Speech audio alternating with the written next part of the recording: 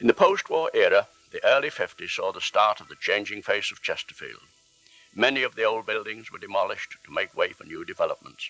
Of course, in those early days, there were no yellow lines on roads or plastic carrier bags. Small family grocers, butchers, ironmongers, etc. closed, and superstores, building societies and travel agents took the place. And the trend continues. So much has changed that it is quite impossible to cover all the changes in one set of slides. And it's so easy to forget what the town was like. So these photographs, taken between 1956 and 1980, form a rather nostalgic and interesting view of those early years. We start at West Street by the football ground. Through the entrance gateway, workers started to prepare the ground for Kenning's offices. In the background can be seen Reservoir House, a one-time private school known as Westmore. The building on the left, near the girls, was at one time a ladies' hairdressing salon. On maps of 1881, a gasometer stood on the open area to the left inside the gateway. By 1918, it had been removed. This photograph was taken in 1959. The offices of George Kenning, shortly after opening in 1961, built on the open area in front of Reservoir House. It is interesting to note on the next photograph how the small trees and shrubs have grown over a period of just 14 years. By this time, the property was occupied by the Water Board. They also used Reservoir House, mainly for storage. The same offices in 1975. The Severn Trent Water Board took over the premises in 1967 and remained there for 10 years, leaving in 1977. The Derbyshire County Council Social Services then moved in, making some alterations. The need for more car parking space was urgent, and the only available area was to the north, occupied by Reservoir House. Reservoir House in 1966. It was the late afternoon lighting that attracted me here. I never really thought it might eventually be demolished, but in 1979 it went to make additional parking space for the Social Services Department. During its occupation by the Water Board, it was used for storage space and by Water Board workmen on nighttime standby duty. They said the house was haunted. Although alone there, it seems they heard ghostly footsteps from time to time, and no visitors to account for them. At one time, owners of large houses notified the police when they went on holiday. A police officer would then visit each house on the list at night time. A friend, a police officer in the summer of 1939, had to visit Reservoir House and tells me it was a most eerie experience. As he went round, he felt he was not alone. A strange presence seemed to be with him all the time, a feeling he could not shake off, and he was glad to get away. At one time, Chesterfield had 3 railway stations. Today, only one remains to serve the town. Opened in 1882 on the line from Lincolnshire, Sheffield and Manchester, it became part of the Great Central Railway in 1897. It closed to passengers in March 1963 and was finally demolished in 1967. Apart from the 2 brick chimney stacks, it was a mainly wooden structure with well-sheltered platforms. Local people wishing to visit Sheffield, Manchester and Liverpool found it very useful. On the extreme left can be seen the Technical College extension under construction. This photograph was taken in 1963, just before the station closed. In the days of steam, these water towers were an essential part of railway equipment. 2 are visible here, photographed in that bitterly cold March of 1963. Larger stations had water columns, drawing water from a central tank. After the station officially closed to passenger traffic in March 1963, a train spotter special passed through in June of that year. Organised by the Railway Preservation Society, it ran between Sheffield and Marylebone and cost just 45 shillings, £2.25 in our money, for the round trip. The photograph shows the special, headed by the Flying Scotsman, on its journey south. The white building in the right background is the start of Arnold Laver's timber yard and DIY centre. Because of the post office development, Chetwynd House, on West Bar's Chesterfields, labourers had to move to Brimington Road. The Central Station building and the lines have gone. Traber, now Traber Bassett, have started to expand their storage and parking area. Today, along the old track bed, we have the dual carriageway Relief Road, bypassing the town centre, from Horns Bridge to Whittington Moor. It has been called Great Central Way. The Midland Station has seen many changes since it was built in 1870, especially in recent years. The main line to London, it was opened in 1841, and the first station at that time was built 100 yards or so to the south of the present station. In recent times, parking bays and long stay areas have been added, and trees also to soften the outline. This photograph was taken in 1975. The Midland Station in 1964. The start of redevelopment can be seen on the left. With fewer cars on the road, parking wasn't a major problem. The entrance to the booking office was through the dark doorway in the centre of the low building. Looking at the concrete lamp standard on the right, it is interesting, when looking through the slides, to note the many and varied designs used over the years in Chesterfield. Burlington Street in 1960, looking east. Swallows on the left was a very popular store with local people, employing a considerable workforce over the years. A pedestrian precinct now, Burlington Street was a busy thoroughfare. All the property on the right has gone. The capstan sign was a small tobacconist shop called Yeoman's. Fashions like cars can date a photograph. Flared skirts, such as those on the young ladies in the foreground, were popular during the 1958 to 60 period. Swallows was demolished around 1972. This photograph taken in 1975 and shows the new and rather modern development taking its place. The shop front in the right foreground belonged to Woodheads and Sons, grocers, another old established and very popular shop. Today it is the baker's oven, bread, cakes, and a cafe on Packers Row. From below the canopy of K Shoes, a view of the south side of Burlington Street, also in 1975. The modern shops replaced some very old buildings, one of which had to have the upper story removed because it was leaning and in danger of falling into the road. For a time, before demolition, it was propped up with raking shores from the roadway, creating many traffic problems. All the property on the right up to Woolworths, next to the neon sign, was demolished to make way for the shops in the previous picture. It was a single-story building known as the Beehive that had its upper story removed around 1953 because it was in danger of falling. There was, for many years, a model of a beehive secured to the door frame seen on the right, hence the name of the shop. Although various firms in turn occupied the premises, most people referred to it as the Beehive. This photograph was taken in 1958, and demolition took place in 1961. Looking west along Burlington Street in 1964, the draftboard pattern is an eye-catching feature of this development. It was, of course, a through road for traffic in those days. Photographically, red is useful for brightening up pictures. Here, I was just lucky to have the two ladies crossing the road. One of the interesting features of the demolition of the Beehive and connecting properties was the decision to leave two shops standing, while all the rest were pulled down and the site cleared. This photograph, taken in 1961, shows the two shops, Ruth's, a sweet shop, and Dewhurst's, a butcher's, on the left of the picture. They were demolished when the building work was due to start. Note the hills in the distance. Tall buildings in New Square and West Bars now block this view. The double image was intentional.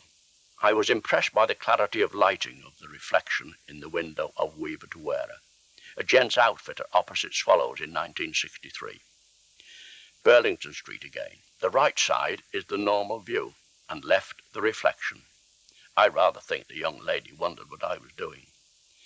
Looking to the spire, the two shops, Ruth's and Dewhurst, can be seen in this picture. Note the tie, shirt and jacket just visible in the gents' outfitters on the left. Looking to Packers Row from Burlington Street in January 1963. The building on the left fronting Packers Row was Cantor's furniture shop, and the jagged brick wall all that remains of Yeoman's tobacconists. The main feature is, of course, Woodhead's, the well-illuminated shop, and above, a very popular cafe. The second floor was also a cafe, but only opened when business was brisk, usually Saturdays. Ask local people what they remember about this shop. The answer is usually, oh, the lovely smell of coffee in the shop, and, of course, the cafe. Late afternoon, and a slow film required about a second exposure, so the camera was held against Swallow's window, hence the blurred figures. Packers Row and the Shambles are the oldest parts of the town, looking south from Burlington Street Junction in 1964. Cantor's, mentioned in the previous photograph, can be clearly seen. The further shop was Farron's, a grocer's. Above the shop there was a small cafe called the Burlington, owned by Woodhead's. The two bay windows can be seen above the shop. Access to the cafe was through the shop. Packers Row, taken in 1975, from roughly the same position as the previous photograph, showing the redevelopment. Today, the flower tubs have gone, and a line of market stalls occupy the area. In those days, most shops closed on Wednesday afternoons, so window cleaners, seen on the right, were able to work in comparative safety. Packers Row, looking from the south in 1956. Turner's, another very popular department store, is on the right with the half-timber frontage. Generations of children used to watch fascinated as the money and bill for a purchase was placed in a container and then sent to an elevated cashier's office along a system of wires. After stamping the bill and giving change, the container was returned to the counter and the purchaser. Lines from all departments went to the cashier, so there was unending activity and interest. In recent years, the fascia carrying the name of Harold's has been removed to reveal a very decorative carving above the doorway. Halfway up Packers Row, again in 1956, fashion-conscious ladies will notice the length of coats and skirts. Note how the projecting block of shops on the right, with pages, ladies' fashions, the nearest shop, causes problems for traffic and pedestrians. Shops on the left, Henstock's, Bread and Cakes, and Fletcher's Butchers, have both gone. The no entry sign at the south end of Packers Row, photographed in 1960, is fastened to Chesterfield's first gas lamp. The date, 1824, is on the black square base, and when first erected, stood on the southeast corner of the marketplace in front of a shop occupied by Betterson's. Cantor's shop on the right was originally Ye Old Angel Hotel, at one time a coaching inn, with the yard and stables entrance just visible on the extreme right edge. When this photograph was taken in 1975, redevelopment on Burlington Street was complete, giving extra road width and new shops on Packers Row. Harold's is now Pepper Days, with a black fascia board, and the old gas lamp has been removed, replaced by a post to carry the no entry sign. The old sets have gone, replaced by a more comfortable walking surface. The old gas lamp now stands in the churchyard below the spire, suitably cleaned, repainted, and now boasting an electric lamp. It fits well into its new surroundings, and once again illuminates a public footpath. It was photographed in autumn 1974. The north end of Packers Row above Burlington Street in 1974. It is no longer a through road, but a pedestrian area. Shops on both sides have changed hands. John Temple took over, weaver to wearer, and many changes have taken place since this photograph was taken. The half-timber frontage is the north side of Naismith's Gate. Shorter skirts of the 1970s period are in evidence here. The north end of Packers Row was a through road, as seen here when photographed in 1961, with roughly the same viewpoint as the previous photo. Swallows as seen here, had frontages to Naismith's Gate, Packers Row and Burlington Street. The shop on the left was Weaver de Were, a gents' outfitter. The newspaper seller was a well-known local character, with his chair, semi-table and billboards. He appeared to enjoy shouting out the headlines. In fact, with a little time to spare, one could get most of the main news without buying a paper. This photograph gives some idea of how narrow Packers Row was before the alterations. For many years, the free churches have held a religious parade or Whit Walk, with decorated floats, etc., on Whit Bank Holiday Monday. It is held now on Spring Bank Holiday Monday. This photograph of 1958 shows a parade headed by Whittington Corps of Drums coming along Burlington Street towards the spire. The tall building with 3 large plate glass windows centre left was Dobbs the ironmonger. Trams at one time travelled along Burlington Street, and the large windows acted as a showroom for Dobbs. People on the top deck of a tram could see, as they passed by, what Dobbs had to offer. The same viewpoint in 1975. All the old shops beyond Wolvers have gone, and the Whit Parade is now headed by the Hasland Corps of Drums. The limitation of access to cars and motorcycles along Burlington Street indicates the move to a future pedestrian precinct. This view, looking west along Burlington Street, was taken on the same day in 1975 as the previous photograph, shortly after the parade had passed by. Onlookers are now heading towards the marketplace, where the parade finally ended. Millers, a ladies' outfitters, put up a large vertical sign in place of a much smaller one. The aluminium-fronted building on the right, occupied by the Nottingham Building Society, was previously a small tobacconist's shop. More or less the same viewpoint as the previous photograph, this one, though, taken in 1964. Miller's sign was much smaller and not so easily seen, but the shop has since closed. The right-hand shop of W.F. Jolly was mainly a tobacconist with a few newspapers, but as many of the larger stores started selling papers, tobacco, etc., trade diminished, so the shop was eventually taken over by the Nottingham Building Society. The corner of Packers Row to the left and Naismith's Gate to the right in 1967. Apart from the change of ownership of the shops, this corner hasn't changed much over the years. The Baby Linen House remains, but Warboy's Cake Shop is now a key cutters and heel bar. John Taylor, a gents' outfitter and a candy shop next door, is now the Nationwide Building Society.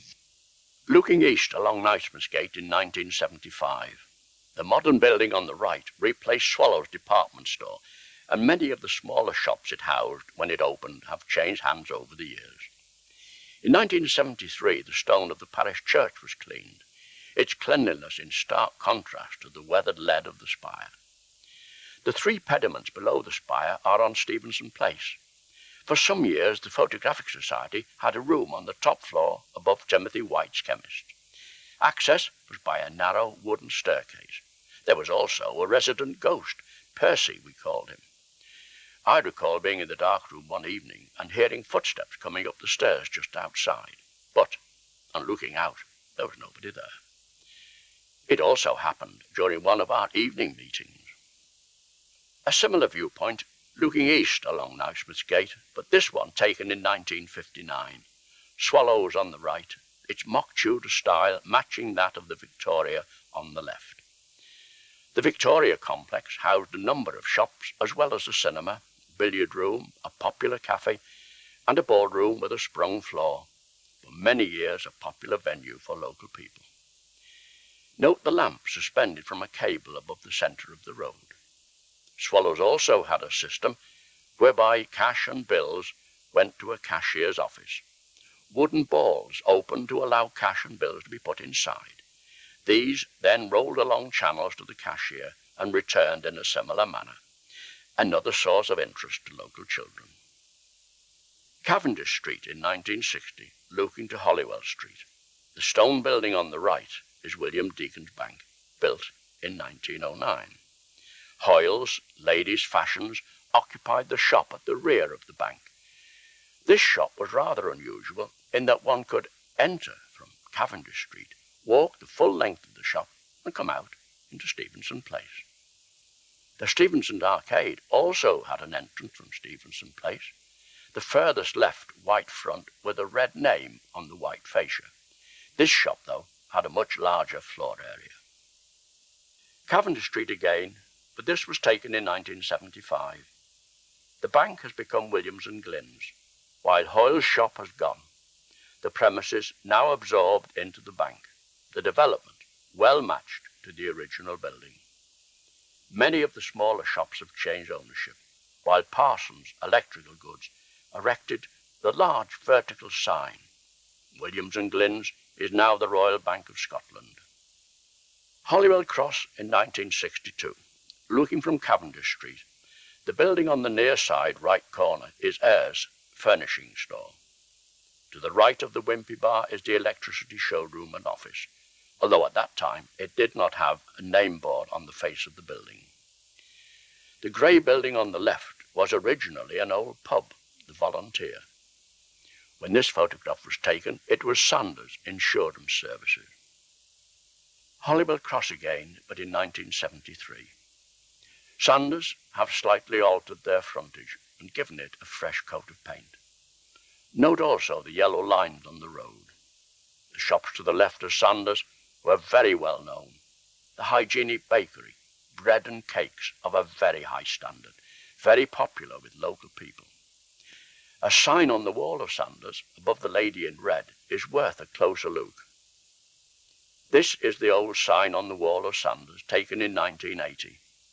It points along Holywell Street to Sheffield Road, a relic of days when horse-drawn traffic had time to look for signs such as this, the main road to Sheffield. Not so long after this photograph was taken, the sign was removed. Holywell Cross again, but this was taken in 1975. The traffic lights have gone and the electricity board have put up a new sign. Grosvenor took over the Wimpy Bar and Ellis Travel moved to West Bars. A one-way traffic system and large car park opposite the hospital meant that the traffic lights were no longer required. Looking to Saltergate on the left and Holywell Street on the right in 1968. All the property seen here has been demolished, and the site now a large car park. Dams, the greengrocers, on the corner to the left, a tripe shop, Harry Fish the furrier, and a sweet shop are just a few of the shops seen here. Extreme left is the Shakespeare Inn. Looking to the right along Holywell Street, one of the shops beyond Dams was Montague Burton's first shop, opened here in 1900. At one time, this was a very popular shopping area. The area is known as Holywell Cross, and it seems that before the turn of the century, there was a cross somewhere near this corner, but no trace remains. Holywell Street, looking to Holywell Cross in 1966. All the property on the right has gone to make way for a large car park. The large light-coloured buildings were occupied by Thompson's Provisions, the far one, and the near one a decorator, Beresford's, I think. The large red brick building was built in 1888 and housed Glossop solicitors and other officers, as well as Grosvenor's first cafe. The south side of Holywell Street, opposite the Royal Hospital in 1964. Trinity Church can be seen in the distance along Newbold Road. To the right is Sheffield Road. Behind the road direction sign on the left, there stood an old pub, the Devonshire Arms, shown on old maps of 1875. Approaching from Sheffield Road can be seen a Vespa scooter. These were very popular during the 1950s and 60s. Note also the lamp standards here and in the next photograph. Almost the same viewpoint has been used for this photograph, but in 1958. The Devonshire Arms and shop were demolished some time before the other property met the same fate. The shop was known as Dolly's and was open all hours, even Sunday. So, visiting friends or relations in hospital, one could always pop into Dolly's for a magazine or sweets. From here, Dolly moved to a vacant shop on the corner of Old Road, Brampton. By 1975, all the property had been demolished and the long-stay car park established. Note the one car outside the railings nearer the camera. I wonder if it had a parking ticket. The area is now grassed over. The lean of the spire is very noticeable from this viewpoint, while on the left is Holywell Cross Post Office. This photograph, looking along Holywell Street to the west in 1960, matches the next taken some years later. The building on the right is Holywell Cross Post Office, but more about that later. On the left, Thompson's Provision Factors was a very old established business, and beyond that a painting and decorating firm. The St John ambulance men are walking home after a spell on duty in case of need during the Whit Walk. The same area after the changes, a photograph taken in 1975. The car park enabled the one-way system to be put into operation to ease the traffic flow through this busy part of the town. Note the line of the eaves of the old post office. Left background can be seen Ryland Works, a long-established builder's ironmongery and tool centre, recently taken over by another firm. The old building has been demolished. Holywell Cross Post Office taken in 1964. It is now a restaurant. A listed building and one of Chesterfield's oldest.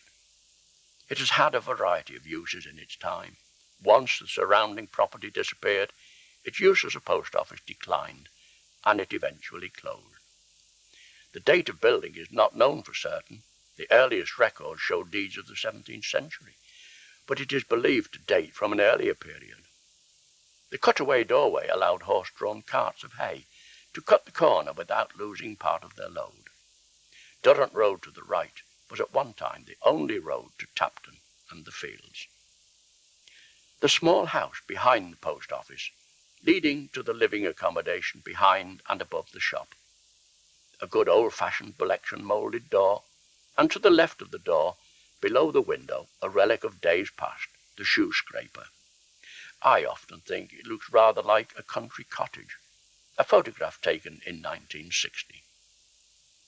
Holywell Cross Corner in 1966. Dams and some of the other shops have gone. The first stage of the redevelopment allowing traffic to filter from Saltergate to Holywell Street. The shop on the left is that of Harry Fish, the furrier. When this shop was demolished, the business moved further along Saltergate to the entrance to Elder Yard Chapel. This early photograph of Holywell Cross illustrates the popularity of this part of the town in 1958. The building on the right, Sanders, shows glazed tiles up to the first floor, a relic of its days as the Volunteer Inn. Not long after this photograph was taken, the tiles were removed. In the centre can be seen Holywell Cross Methodist Chapel, opened in 1881, having moved to this site from Markham Road. It is now the YMCA. Another window reflection, this time in 1975, before the car park seen in the background was laid out. Buildings completely obscured Ryland Works, the red brick building in the background. Set well back off Newbold Road, many a delivery driver, new to the area, passed the building without seeing it and only realised his mistake when approaching Newbold. A view from the spire along Burlington Street in 1958, before the demolition of buildings on the south side beyond Woolworths. The market hall can be clearly seen. The top of the tower was found to be unsafe and later removed. After the building was refurbished in the late 70s, a new top was lowered in place in November 1980. Note the group of cars centre foreground. More about them later. The same view in 1964, with many changes evident. Ruth's and Dewhurst are still there, although they soon went to make way for Woolworths development and access to Church Lane. Note also the new building in the distance, Dent's in New Square, and the AGD on West Bars. Taken along with a couple more photographs on the same day as the previous one. Here we are looking north. The Odeon can be seen bottom right corner, now the Winding Wheel. It closed as a cinema in 1981. On the left is the Bluebell Inn, the round-ended building above the left end of the Mock Tudor pub. Beyond the Bluebell, all the buildings have gone to make way for the car park. Facing the road is Thompson, seen earlier on Holywell Street, while further to the right the hospital can be clearly seen. Extreme right on the same level is the Technical College. The long white building above the hospital is the new bus depot on Sheffield Road. The road ahead is Tapton Lane, to the right Corporation Street and left is Holywell Street. The building on the right with the tower is the Stevenson Memorial Hall, built in 1879. Extreme left on Holywell Street is the Buck Inn, still supplying liquid refreshment, although most of the shops have changed hands. Down Tapton Lane, the white building was the Railway Inn. It was demolished shortly after this photograph was taken. Opposite the Railway Inn across Tapton Lane, the large building was Ayres Cabinet Works, where craftsmen made and repaired some fine furniture. Like the Central Station to the left, all this went to make way for the Relief Road. This time we look south in 1964, along Lawsmouth Street to the high-level railway line from the Marketplace Station to the East Coast. Opened in 1897, it finally closed to passenger traffic in December 1951 and freight in March 1957. Most of the property on the left behind the shops has been demolished. The flat-top building to the right of Lawsmouth Street faced Beatwell Street and was a car showroom owned by J. Bolt. Although not an old building, it was demolished to make way for a bingo hall and other large modern buildings. A colourful display of spring flowers in Alpine Gardens below the spire in 1964. The fascia board is above two modern shops built about 1962. For a short time, limited parking was available just outside the spire.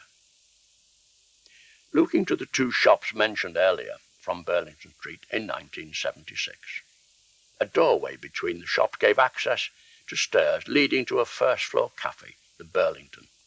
This replaced the Packers Row Burlington, demolished some years earlier. Note how clearly visible is the parish church and the pathways through the churchyard compared to the next photograph.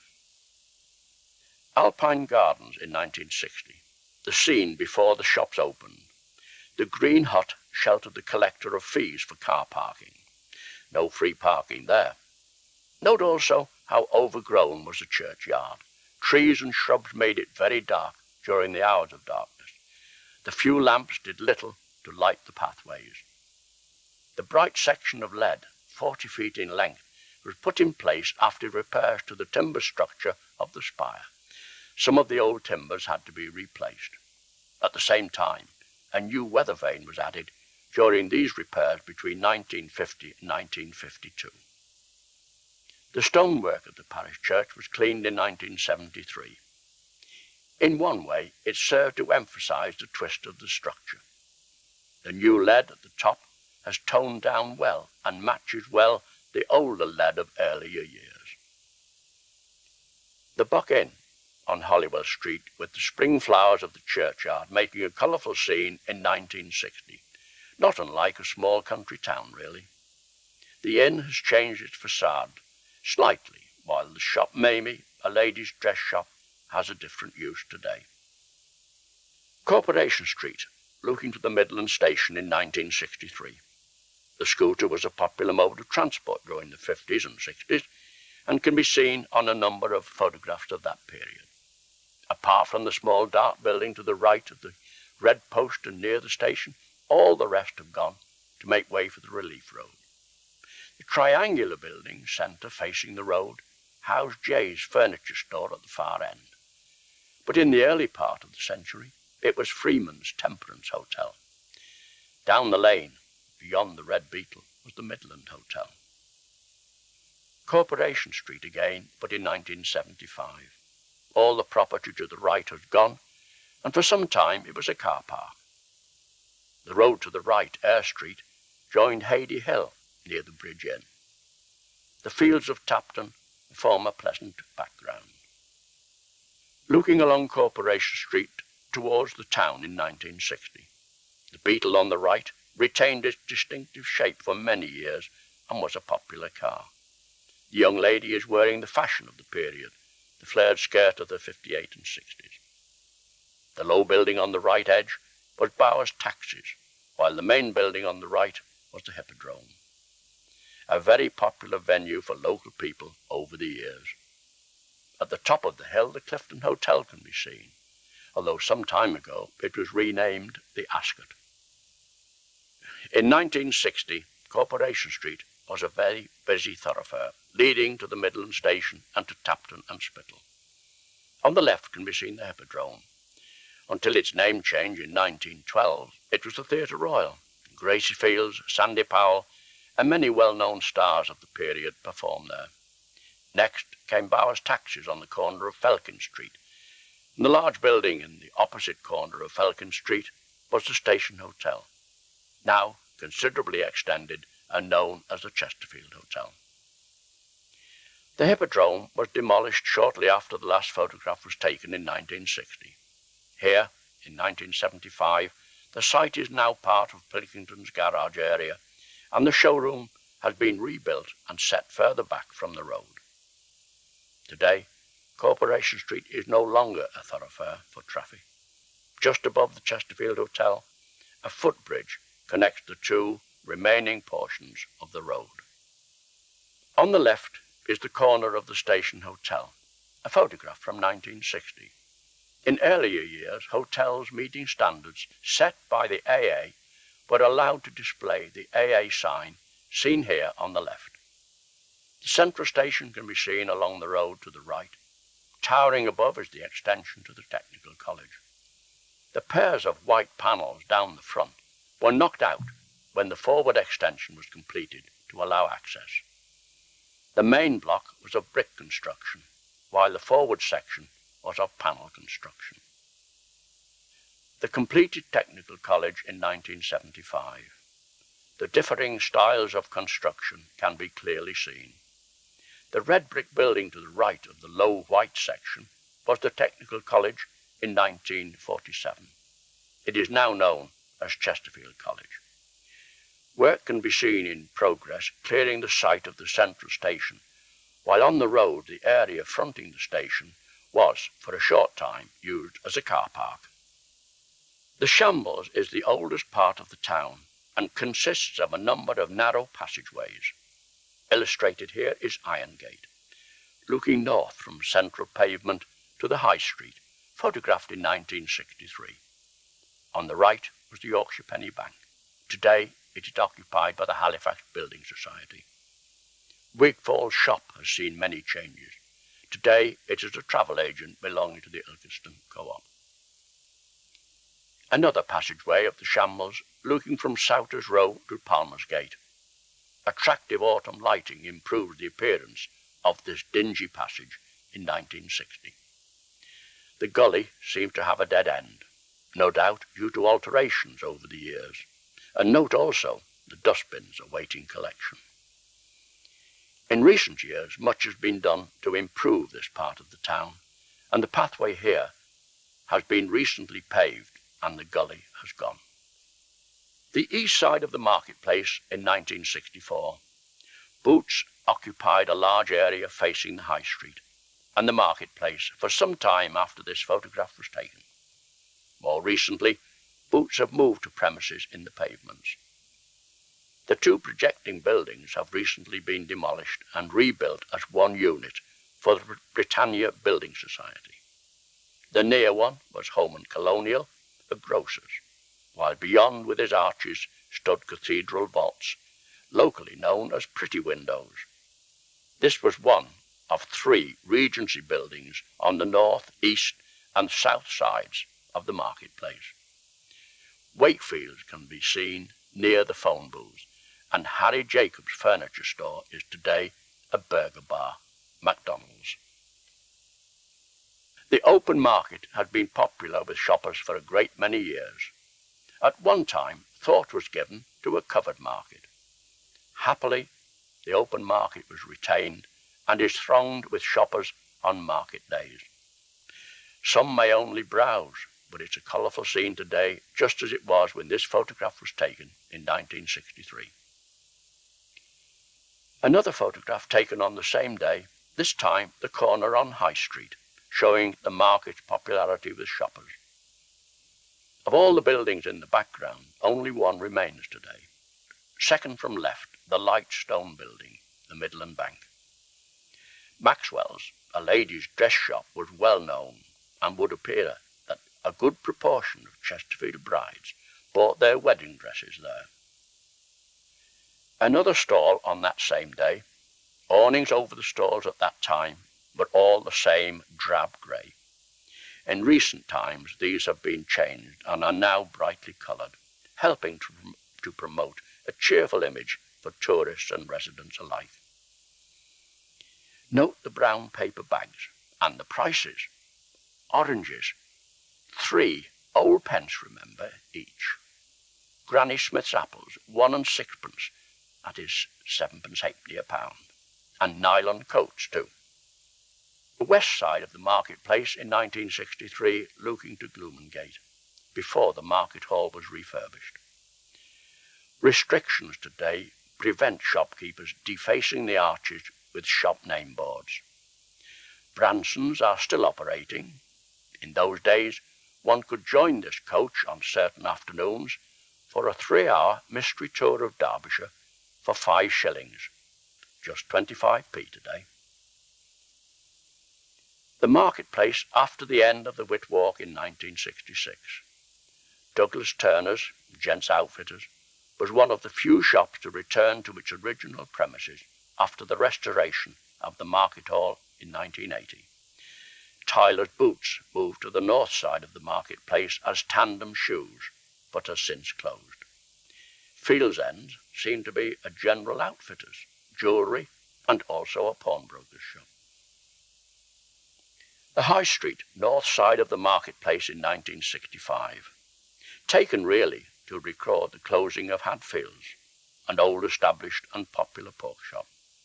Next to Hadfield's, for some years, Warner's had a fish shop there, but when this photograph was taken, it had been taken over by McFisheries. Today, the site is occupied by Littlewoods and Marks and Spencer's. The old pump in the marketplace, photographed in 1968. It dates from 1826 and has survived well. The platform has been used by speakers for many years. In 1777, John Wesley visited the town and spoke from the platform. If the base was there, I wondered if the present pump replaced an earlier version. In recent years, it has been tastefully painted, greatly improving its appearance. Looking along the High Street towards the parish church in 1958, the projecting building on the left was T.P. Wood's, a business started in 1844, mainly wines and spirits. Most of the older people remember or have heard of T.P. Wood's almanac. A councillor for many years, he was Mayor of Chesterfield on more than one occasion. Montague Burton, seen here on the left, eventually moved to Burlington Street, a shop on the north side, nearly opposite Woolworths. Looking to the shops on the north side of the marketplace from a window in the market hall about 1961. Snelson's have moved into Burton's on the left. Apart from Marks and Spencer's, all the rest of the shops have gone. The drab stall awnings have been removed, and coloured ones in recent years have taken their place. The Shambles off the marketplace looking east in 1960. The shop on the right was Shackleton's, a gents' hairdresser's. When it closed about 1978, Lloyd's Bank took over the premises and developed it to match the rest of the building. Beyond that is the Royal Oak, a very old inn. Further on again, by the cola sign, there was a very well patronised fish and chip shop, especially at lunchtime, so I'm told. The red door on the left was Morris's pet shop. They also had electrical goods. The stone slabs on edge at one time supported a wooden frame butcher's shop. On the wall, extreme left, is that of cathedral vaults. The Royal Oak in the Shambles, reputed to have been built before the 13th century. The projecting upper story is interesting. It was mentioned as an inn as long ago as 1722, and is considered to be one of the oldest in the country. In the days of the Crusades, it is reported as being a meeting place for the Knights Templar, and this photograph was taken in 1967. Looking along Shenthall Gardens to the Town Hall in 1964. Built in 1938, it stands on a prominent position facing south. The two large trees framing the building have been felled in recent years, and the lamp standards replaced. In 1959, Chesterfield twinned with Darmstadt. This photograph, taken in 1960, shows the Mayor of Darmstadt receiving the casket containing the scroll of friendship from the Mayor of Chesterfield, Councillor Hadfield. The town clerk at the time was Mr. Clegg, seen here sitting extreme left on the platform. In 1963, Her Royal Highness the Princess Margaret visited Chesterfield and some of the local industries. Here, the Mayor, Councillor Robinson, along with civic officials and various uniformed groups, guides, sea cadets, etc., await the arrival of the Princess. Seated each side of the steps are councillors, wives, etc., and some of the town hall staff. Another civic occasion in 1977, Her Majesty the Queen and Prince Philip visited Chesterfield. After a civic reception at the town hall, the royal party prepared to leave. The mayor on this occasion was Councillor Gorman. The town clerk, standing to the left side of Prince Philip and behind the mayor, was Mr. Kennedy. The Lord Lieutenant, seen here near Prince Philip, was Sir Ian Walker Oakover. The town hall photographed from one of the upper floors of Dent's on New Square in 1966. It was taken midweek, probably Wednesday afternoon. Note how few cars there are in front of the town hall. At that time, shops in the town closed on Wednesday afternoon, and also, of course, fewer people had cars. Looking west along Rose Hill in 1957 towards the town hall. The grass area to the right was converted for car parking by 1966. The seat in the foreground was made by boys at a local school to mark the year of office as Mayor of Chesterfield of Alderman Weston. He was chairman of governors of the school the boys attended. On a July day in 1963, I obtained permission from the town clerk to go to the roof of the town hall to take photographs. The weather was fine but very dull. Here we are looking north to what was at that time the rural district council offices. The grassed area in the foreground is now a car park. The well-trodden pathway was made by supporters of Chesterfield Football Club arriving in town and walking to the ground. On the diagonal corners, the rounded portion, railings were erected to prevent the shortcut, but the supporters just walked to the side of the railings. When the town hall car parks had been in use for a short time, I again got permission to go to the roof of the town hall and take more pictures, this time July 67. The weather was much better and the car parks well used. Just to the right of the RDC, in the background can be seen the Church of the Annunciation, while to the left, Cross Street Baptist Chapel can be seen. Another of the 1963 photographs looking south this time. The new red roof building was built as a civil defence centre, later to be used as a children's library and lecture theatre. Behind that, Dent's building is under construction, while on the extreme right edge can be seen the marketplace station of the Lancashire, Derbyshire and East Coast Railway.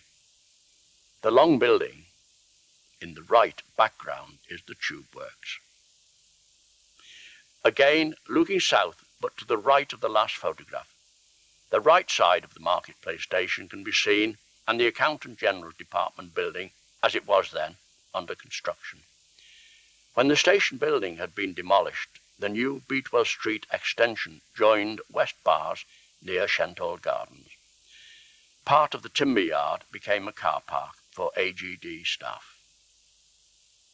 Looking northeast to the Masonic Hall and surrounding car park on that dull day in 1963, the grassed area lower left indicates that the car park near the Masonic Hall was completed before the one behind the town hall. The Virginia creeper on the wall of the Masonic Hall was always a pleasant sight in autumn. The same scene in 1967. Bright sun makes quite a difference. In the lower left corner, the large car park can be seen in use. The section marked private car park is now used by disabled drivers under the orange badge scheme. Note how today cars are finished in a much wider range of brighter colours. Many people think that I photographed this in Queen's Park. In fact, it was on Saltergate at the top of Elder Way in 1964. A small area of grass had 3 flower beds. For a short time, the centre one was raised with a stone wall surround, as seen here. It made a very welcome splash of colour in springtime. The entrance to Elder Yard Chapel from Saltergate in early spring of 1958. The lighting here is all one could wish for. Tree shadows on the paved area, reflected light on the ceiling above, crocuses around the base of the tree, and the old lantern hanging from the centre make this, for me, the nicest archway in Chesterfield. Time has wrought many changes. The lantern has gone, and bow windows and wrought iron gates now project from the side walls. Standing outside Elder Yard Gateway, looking to Holywell Cross in 1966. The rather old building on the right, by the lamp, was the Staffordshire Farmers Building. It was demolished just after this photograph was taken. The decorated gable, extreme left, was one wing of the old almshouses, built in 1875 and demolished in 1971. Beyond the almshouses, a number of one-time houses which have been converted to shops many years ago. All went to make way for the Saltergate car park. Looking along Saltergate to Holywell Cross from the other side of the road in 1967. On the right, behind the girl, is the outer arch and gates leading to Elder Yard Chapel. The Staffordshire Farmers Building has gone, revealing the eye-catching blue painted wall of a betting office. The white doorway and window left of the bus was a shop well known to most of the ladies of Chesterfield, the Hat Box. In the early part of this century, around 1900, it was Seaton's, plumbers and gas fitters. On the north side of Saltergate, near Holywell Cross, these old houses, later converted to shops, were photographed in 1970. The Red Cross Society building, with its very decorative doorway, would have been a very nice townhouse around the turn of the century. It was used by the Red Cross as an office and training centre. The 2 shops next door have had new doorways and windows. All 3 have coal chutes to cellars, roughly below the centre of each window. Where the hoarding stands, steps led to small cottages, demolished many years ago. Extreme right is the gable of the Shakespeare Inn. When this photograph was taken in 1975, the car park was well established, and so also the one-way system. The hat box became the engine drivers, toys for men, model railway equipment, etc. The Holywell Cross Methodist Chapel closed about 1970, and worshippers joined Saltergate Methodist, perhaps better known as the Central Methodist. Looking along West Bar towards Brampton in 1963, before the demolition of the Marketplace station. The shop on the right was an ironmonger's, W. Ayrton's.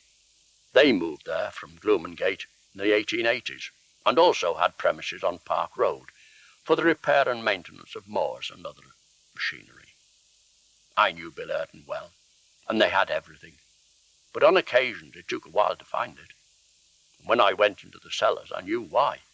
It was a very old building.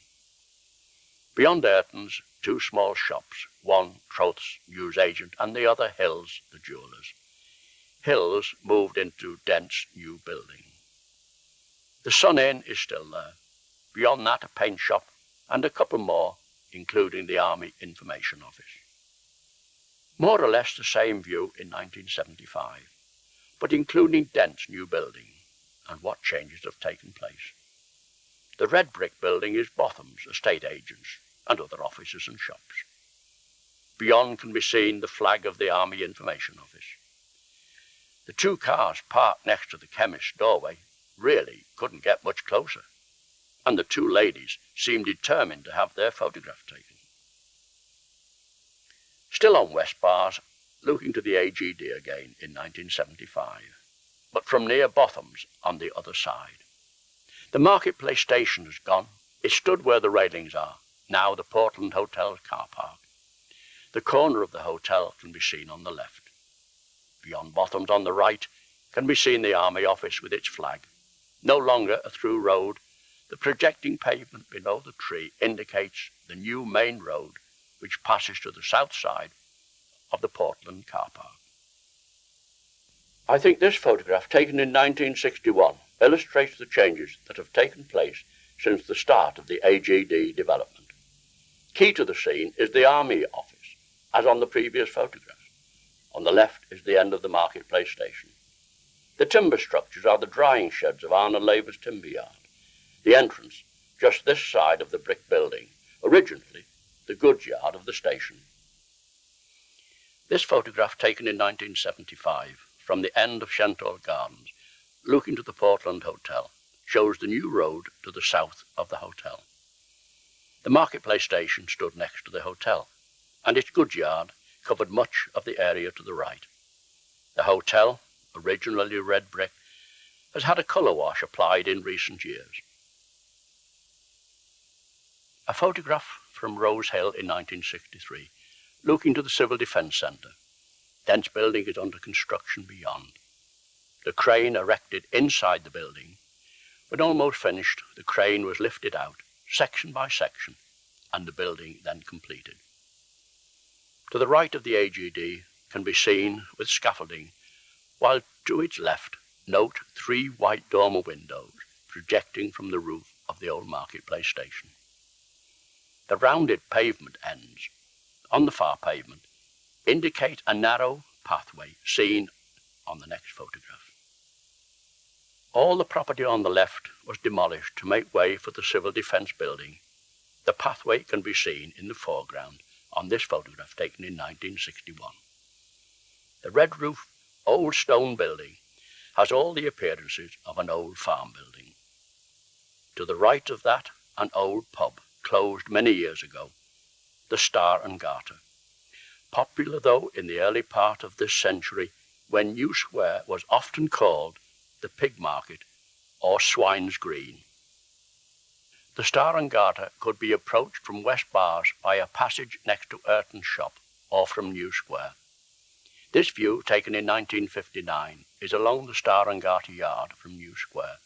Part of the hotel fronted New Square. Many years ago, a decorator, Hanford, had premises along this yard. A photograph also taken in 1959 of the entrance to the Star and Garter yard with its name board above the arch.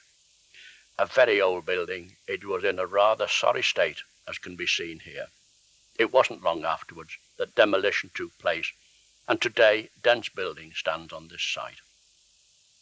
Usually referred to as the AGD, it was built in 1963-4. This photograph, taken in 1967 along Shenstall Gardens, shows the white cladding with which it was originally covered.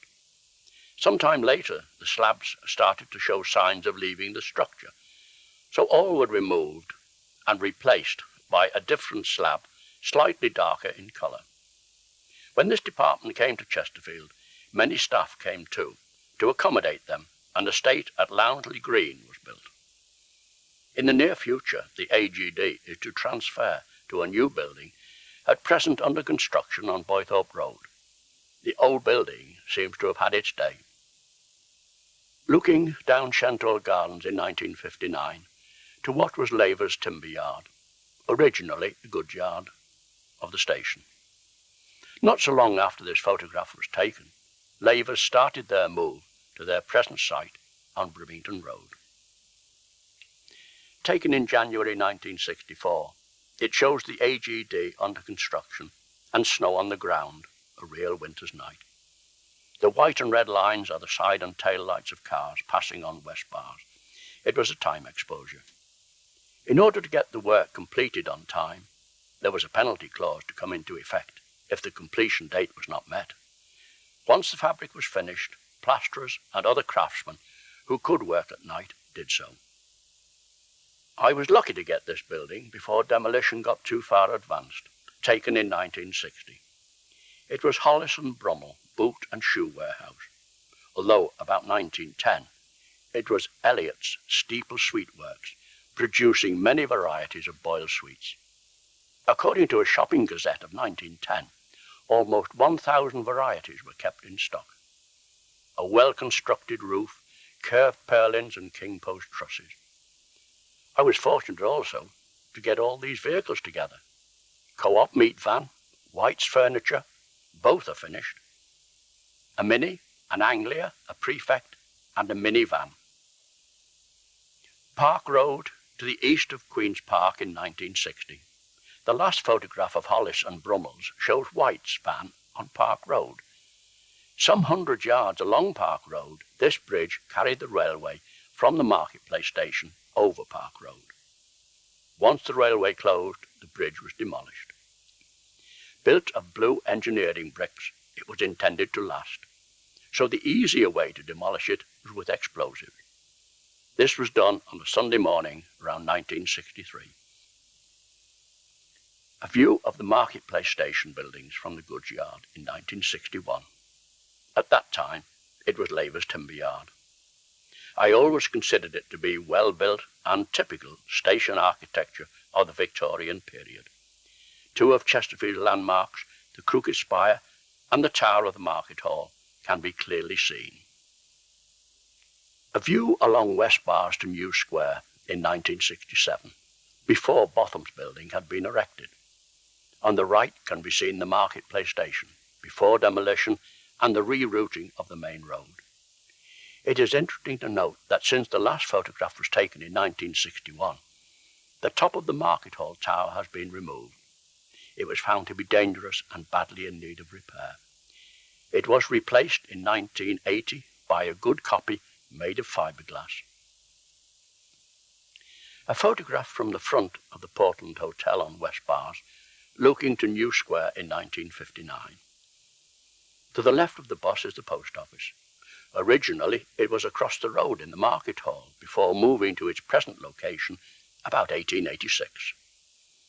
The stone building next to it is the old Westminster Bank, built in 1894 and demolished in 1968.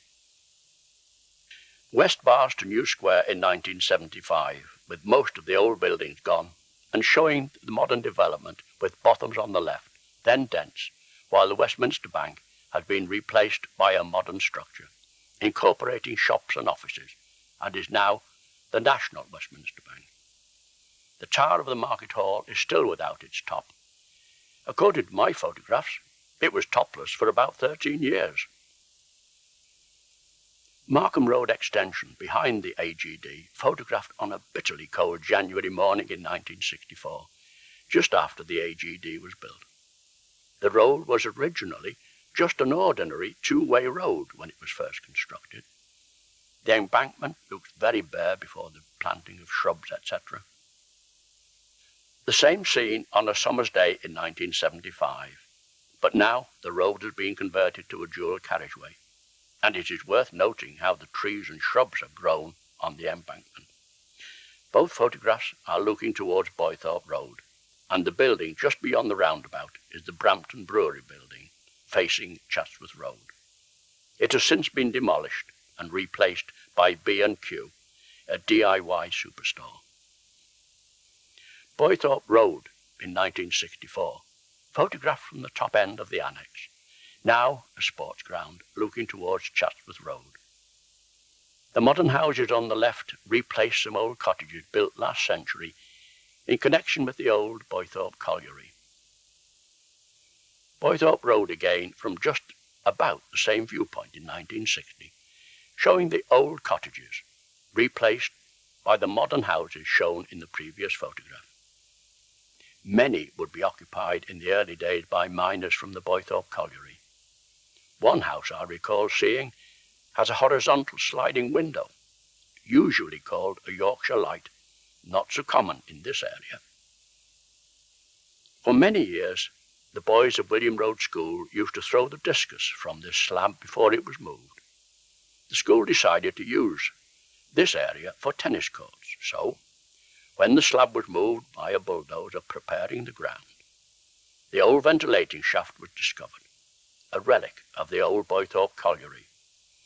Old maps of 1898 show the colliery and ventilating shafts. It was capped before the tennis courts were laid out, and this photograph was taken in 1957. Looking along Boythorpe Road towards Chesterfield Road in 1975, the buildings beyond the houses on the left were opened by monks, builders merchants, around 1961-2. Today they are owned by Keyline and continue their original use. The garage with green doors near to monks have been altered to accommodate small business units. The right-hand one today is a glazier's.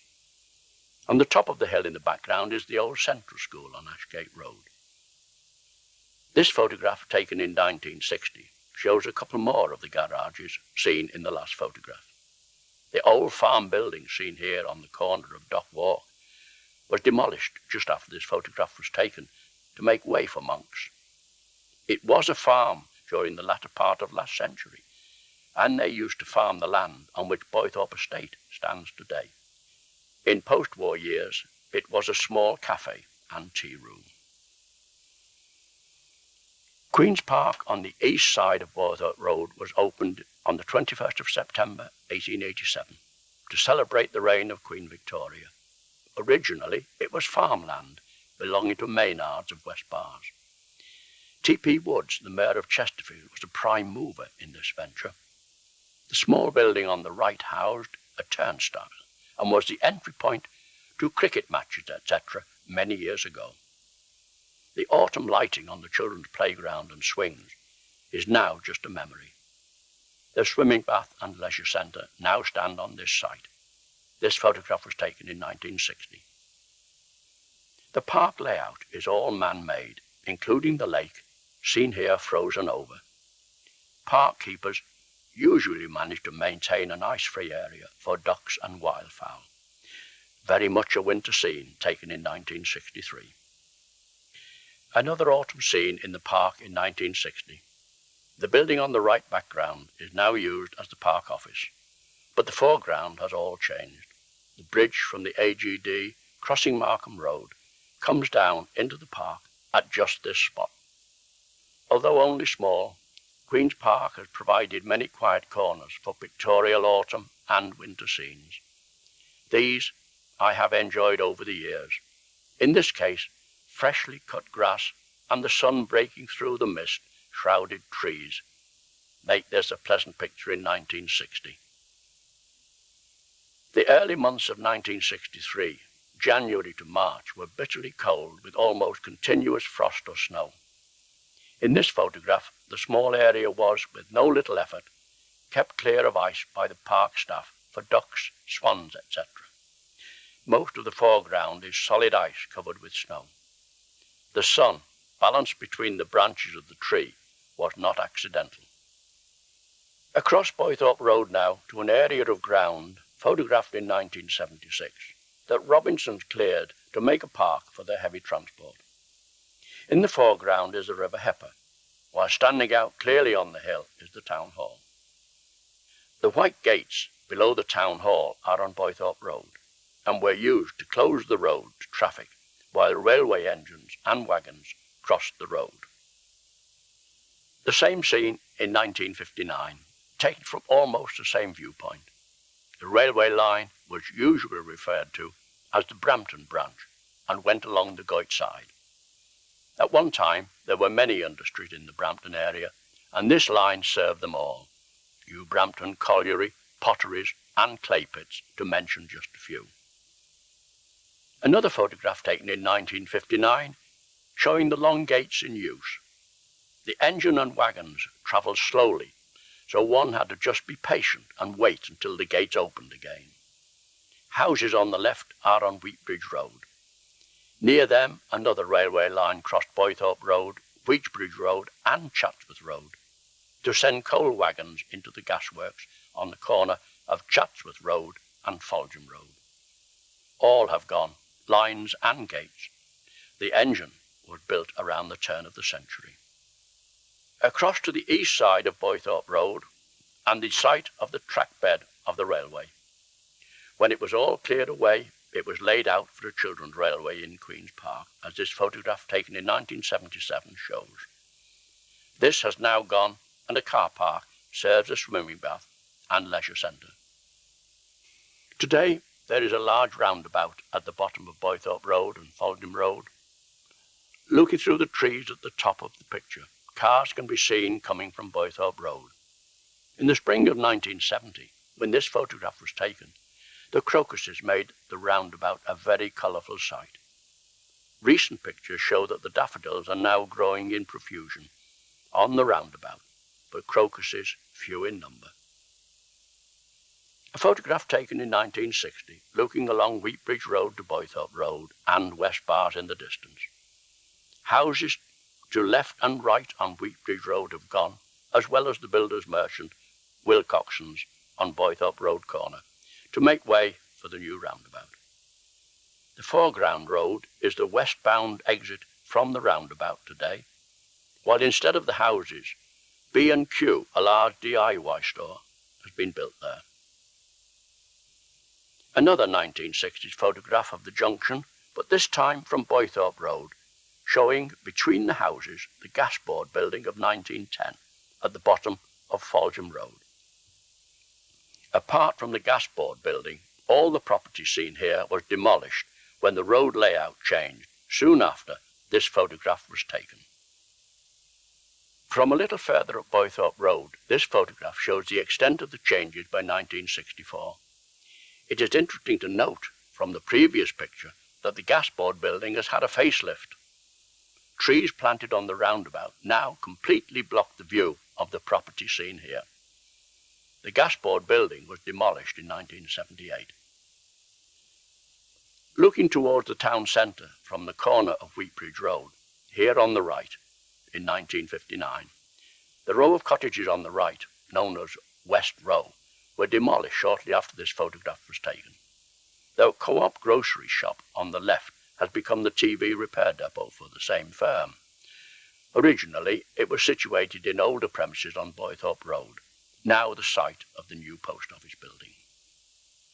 The same corner taken in 1975 from the bottom of Foljambe Road, showing the changes that have taken place. The road junction has gone, making for an easier traffic flow, although at peak times it can get rather clogged. In place of the cottages, there is now a multi-storey car park, mainly for post office staff during working hours. At the West Bars end of Shenthall Gardens, a view of the courthouse taken in 1966, shortly after it was opened. Modern in design, it makes an attractive picture here in early summer. Beyond low pavement, we come to central pavement, seen here in 1975. Although many of the stores have changed ownership, the buildings themselves have remained much the same for very many years, apart from exterior decoration and interior modernisation. Vicar Lane is the thoroughfare beyond the half-timber buildings. The same shops photographed in 1964, with many well-remembered names, especially Ormes and Lipton's. The arches are yard entrances, the nearest Ward's Yard, where Mellors made their ice cream. The next, Theatre Yard, the site of a theatre last century.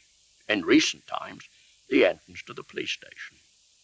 At the end, Bowden's was originally the Falcon, a very old stagecoach inn. Today, a plaque on the wall denotes its history.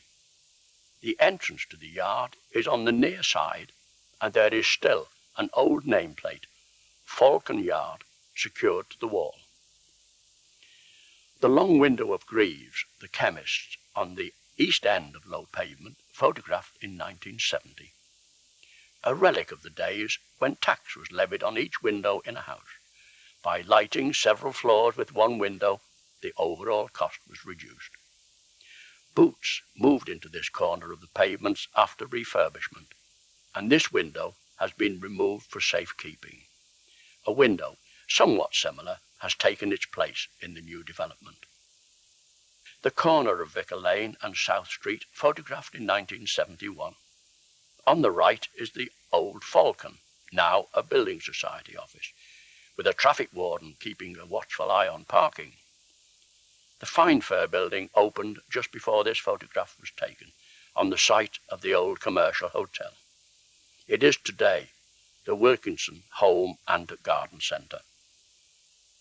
The same corner showing the commercial hotel just before demolition early in 1970. Down South Street, to the right, there was a small yard next to the hotel. That adjoined the Bricklayers Arms, a small pub that was demolished at the same time as the commercial, to make way for Fine Fair. Just off Vicar Lane, on the south side, a passageway led to this quite large paved area, photographed in 1960. It was known as Barrack Yard, and a passage led out onto Beatwell Street, a convenient shortcut. The building on the left is the rear of Vicar Lane shops. The houses on the right were the barracks of the Chatsworth Rifles, a militia regiment disbanded before the turn of the century. The houses were quite old, and the paved area was the parade ground.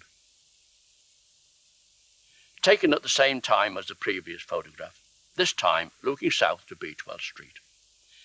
The barracks on the left, while the building on the right faces Beatwell Street. The semicircular arch can be seen just above the last car. Through there and out onto Beatwell Street, another one of Chesterfield's old streets. Looking east along Beatwell Street in 1958, it is worth noting the British Rail van on the left advertising trips to Blackpool, second class at 13 shillings return, just 65p today. The handyman's shop next to the van moved to Holywell Street when these buildings were demolished, but, like the small grocers, most of these shops have now gone. Much of the property along the left side was very old, especially the little bow window of the clogmaker's shop. Fred Nash, I think it was, usually known as Cloggy Nash. At the far end of the tall block, Else had a pawn shop there, moving to Saltergate later. All the property has gone to make way for a road widening scheme. Looking along Saltergate towards Holywell Cross in 1973, the foreground road to the right is Elder Way. The start of clearing for the future car park is underway. Some stone cottages and a yard have already gone. The small corner shop on the left was a boot and shoe repairer who moved to Hasland when this property was demolished. A photograph of 1964 showing on the left the end of the small garden where the crocuses shown earlier in the stone surround were photographed. The stone cottages mentioned in the previous photo can be seen here. The left-hand one has been converted for use as a plumber's and central heating shop. The cobbler's shop and yard entrance can be seen on the right of the cottages. This photograph of 1958 shows in detail the end cottage, the shoe repairers, and in between the yard and cottages at the end. Officially known as Dobbs Yard, it was perhaps better known last century as Bedlam Yard, due no doubt to the noise of stocking weavers' machines, a cottage industry of that period. The old almshouses on Saltergate, photographed in 1966. Substantially built, they are remembered with affection by many local people who had relatives living there in years gone by. They were built in 1875 and demolished in 1971. Further west along Saltergate, looking along the north side in 1966. Shoe repairers in the distance, the little garden is there but rather overgrown, and the stone cottages have gone. The heavy shadow on the end building is that of the Central Methodist Chapel. Between the gabled ends, a gateway can be seen. The buildings and the yard belong to the Highways Department. By the white post and bus stop sign, a passage led to the Friends Meeting House and their burial ground. Again, a photograph from 1966, looking along the footpath to the Friends Meeting House and the burial ground. The building was erected in 1799, and efforts were made to have it preserved, but it required much work to be done, so eventually it was demolished. The Friends moved to a new building on Goldwell Hill. A plaque recording its existence on the site has been fixed to a wall near the multi-storey car park. The multi-storey car park opposite the Saltergate Methodist Chapel in 1976. Buildings shown on the previous photos were demolished to make way for this development, and the plaque already mentioned is along the pathway near the tree on the left. Looking across the partially completed car park from Saltergate in 1975 to the Royal Hospital on Holywell Street. A number of buildings opposite the Holywell Methodist Chapel await demolition to complete the car park. The one-way system, though, was in operation. Many buildings had to be demolished to complete the car park. This photograph, taken in 1970, shows one stage of the work. The area opposite the hospital was cleared, trees left, and a red shale laid. This area was then used as a temporary car park until the whole area was cleared. The trees provided welcome shade in the summer for those lucky enough to find a vacant space. Looking north along Elder Way to Saltergate, the premises on the left were occupied by the co-op, but in 1958, when this photograph was taken, they had decided to extend along Elder Way to Saltergate. The new development was to house a grocery section, previously occupying a small part of the main store. Today, it is the China department, along with pictures and other works of art. The greatly expanded grocery section has a new building on the other side of Elder Way, on the corner with Saltergate. An overhead footwalk connects the two buildings. Looking along Elder Way in 1975, with the completed grocery section and the multi-storey car park in the background. It is perhaps interesting to note that Elder Way was at one time just a very narrow passageway. The old name was retained after road widening and rebuilding. Looking down from the top of the multi-storey car park towards the Royal Hospital in 1975. Taken on a Sunday morning, hence the lack of traffic, and before the car boot sale arrived on the scene. The route signs on the road would not easily be seen with today's streams of traffic, and it would be rather hazardous to look out for them. Taken the same day, looking down Elder Way from the car park. Today, the Belisha crossings are now light-controlled Pelican crossings. The bus shelter on the left was at that time a bus waiting area. Before that, it was more or less wasteland and used as a small car park. Today, it is the site of the new grocery section of the co-op. The High Street, north side of the marketplace in 1965, looking through the arches of T.P. Wood's wine and spirit shop. The market stalls and dense old shop can be seen in New Square. For many years, T.P. Woods produced an almanac annually. Today, these are quite collectible and treasured by local people. Looking along the High Street to Gloomingate and the Westminster Bank in 1966.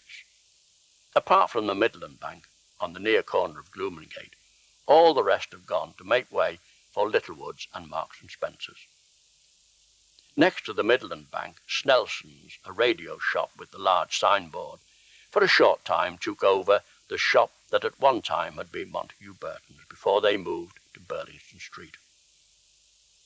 This photograph shows the development by 1970, the new Westminster Bank on the far corner of Gloomingate and Littlewood store. Mac Fisheries, seen here, eventually moved out to allow the further development of Marks and Spencer's. Today, the whole of this area is a very busy part of the town. Looking to West Bars in 1957, in those days, nearly 40 years ago, there wasn't very much traffic on the road as this photograph shows. Den's shop in the corner has occupied the site since the early part of this century, although now